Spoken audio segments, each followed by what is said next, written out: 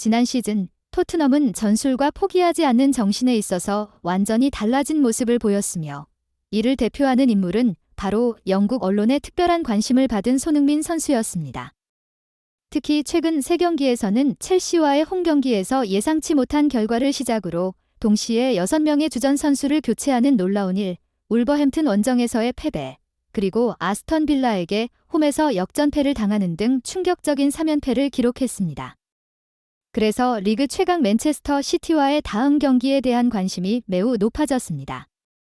아스턴 빌라와의 경기 후 연속적으로 사과하며 부족했던 점을 인정하고 팬들을 안타깝게 한 손흥민은 맨체스터 시티와의 경기 전 훈련장에서 팀 정신을 끌어올리고 과르디올라 감독의 전술을 깨기 위해 집중하고 있었습니다. 경기는 토트넘의 주력 미드필더인 비수마만이 선발로 나섰고 지난 시즌까지 변함없던 중앙 수비수이자 부주장이었던 다이어는 부상으로 인해 전체 명단에서 제외되었습니다. 손흥민과 동료들, 특히 존스는 맨체스터 시티와의 경기를 삼각형 공격진으로 시작했습니다. 경기는 처음부터 치열하게 전개되었습니다. 포스테코글루 감독은 이전 인터뷰에서 자신이 그동안 맨체스터 시티의 과르디올라 감독 전술을 따라했음을 여러 차례 밝혔지만 이번 맨체스터 시티와의 경기에서 자신의 축구 스타일을 보여주기 시작했고 선수들은 강한 의지를 가지고 상대를 압박하기 시작했습니다. 이 사건들의 중심에는 자랑스러운 선수 손흥민이 있습니다.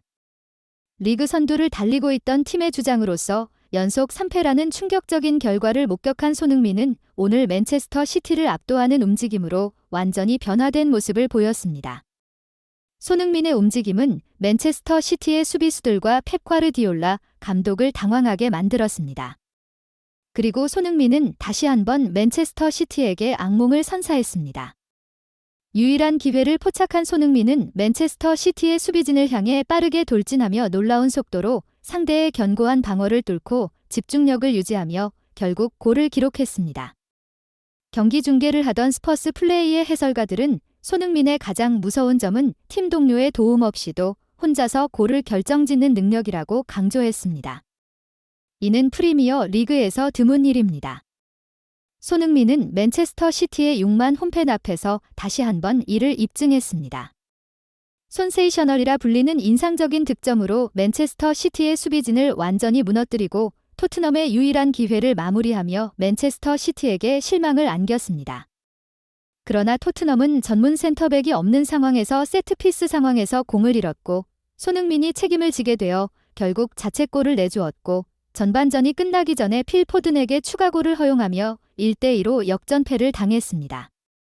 문제는 브라이언 길에 있었는데 그는 심각한 실수로 인해 프리미어 리그 수준의 선수로 보기 힘들 정도로 팬들의 분노를 샀습니다.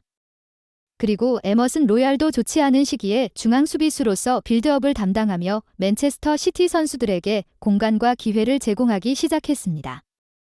하지만 후반전에 손흥민은 포기하지 않는 정신을 보여주었습니다. 맨체스터 시티 선수들은 지쳐갔지만 손흥민은 여전히 지치지 않고 헌신하며 결국 후반 25분에 로 셀소에게 패스를 하여 수비를 유인하고 공간을 만들어내었고 이어서 로 셀소가 왼발 슈팅으로 골을 넣어 3대3로 동점을 만들었습니다. 이는 손흥민의 가치를 잘 보여주는 순간이었습니다. 그는 집중 견제를 받으면서도 똑똑하게 이를 이용해 동료에게 득점 기회를 만들어냈습니다. 이로써 왜 그의 축구 지능이 프리미어 리그 선수들 중에서도 가장 뛰어나다고 평가받는지 알 수 있습니다. 경기 후 ESPN의 평가에 따르면 손흥민은 훌륭하게 경기를 했지만 맨체스터 시티는 여전히 너무 강했습니다.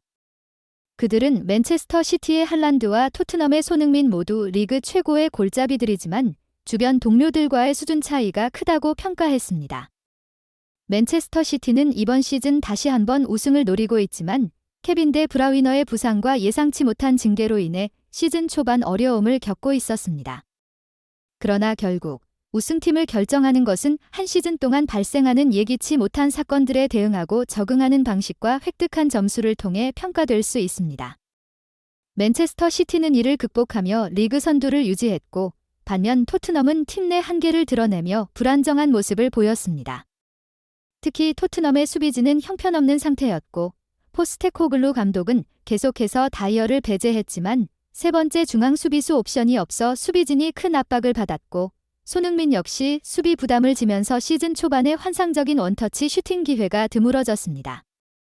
이러한 상황에서 경기 후 스카이 스포츠는 놀라운 분석을 내놓았습니다. 과르디올라 감독이 손흥민을 집중적으로 통제하는 전략을 사용한 것은 매우 이례적입니다. 그는 전술의 유연성으로 유명하지만 특정 선수에게 이렇게까지 집중적인 마크를 하고 특히 세계 최고 수준의 중앙 수비수들이 손흥민을 2명 이상이 밀착 수비하는 것은 손흥민이 얼마나 위협적인 존재인지를 인정하는 것입니다. 이런 상황에서 우리는 앞으로의 손흥민의 경기를 계속해서 업데이트해 드릴 것입니다.